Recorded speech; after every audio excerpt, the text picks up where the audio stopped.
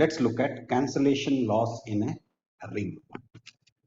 Now, cancellation loss holds in a ring if AB equal to AC, where A is not equal to 0, implies that B is equal to C. Pretty straightforward, right? We can do left cancellation and arrive at B equal to C. Similarly, BA is equal to CA, where A is not equal to 0, implies B equal to C. So this is left cancellation, this is right cancellation. Okay. Now here we have to be careful that in case of rings with zero divisors, no cancellation loss, left or right holds, or I should say loss holds. Okay. And this is actually available to us as a theorem, which says a ring has no zero divisors if and only if cancellation loss hold in R. Okay, let's see how we can show this.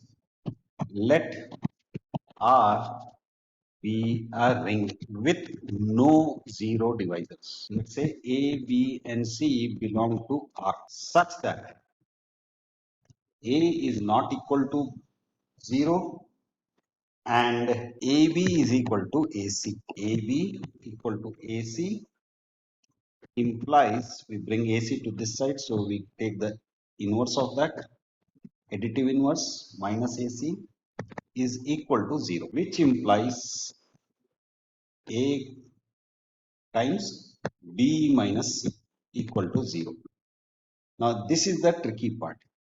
A is not equal to 0 and A is not a zero divisor, right? So we can't just say A is equal to 0 because of this statement.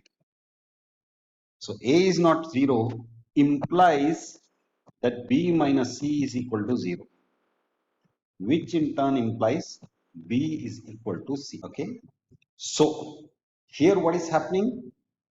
We are able to show that if we have this AB equal to AC, it means B equal to C.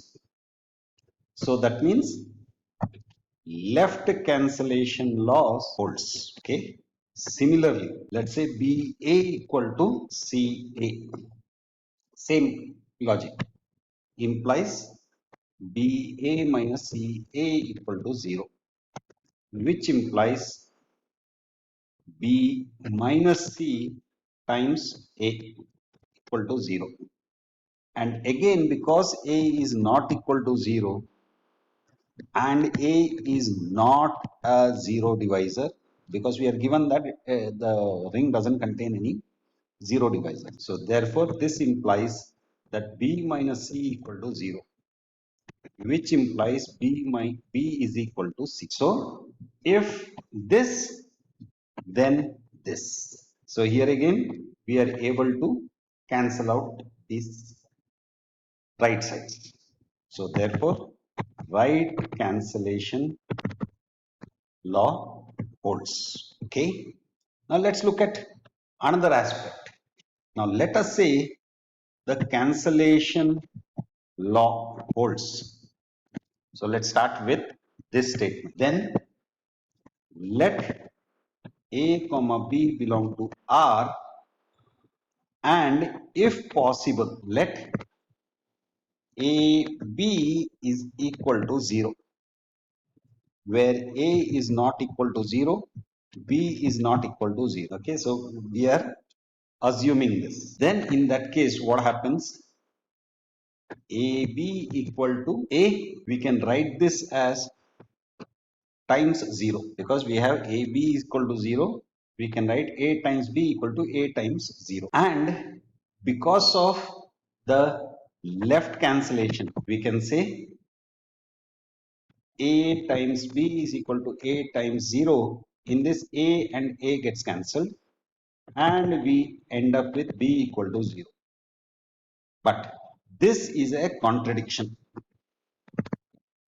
Why?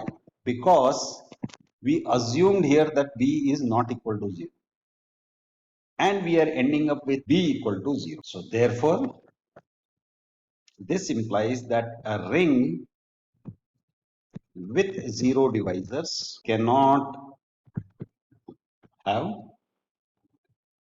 cancellation loss holding up. Okay.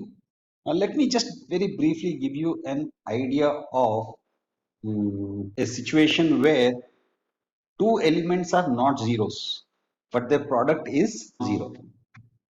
So let us say we have a 2 by 2 matrix 0, 0, 0, 1, and we have 0, 1, 0, 0. Now if we multiply these two, what do we get? 0 plus 0, 0, 0 plus 0, 0, 0 plus 0, 0, 0 plus 0, 0. So we have A and B, two 2 by 2 matrices, and their product is equal to the 0 matrix. So in other words, A and B is equal to 0 does not imply that A is equal to 0 or B is equal to 0. That is cancellation loss in a ring. That's it for now. Bye.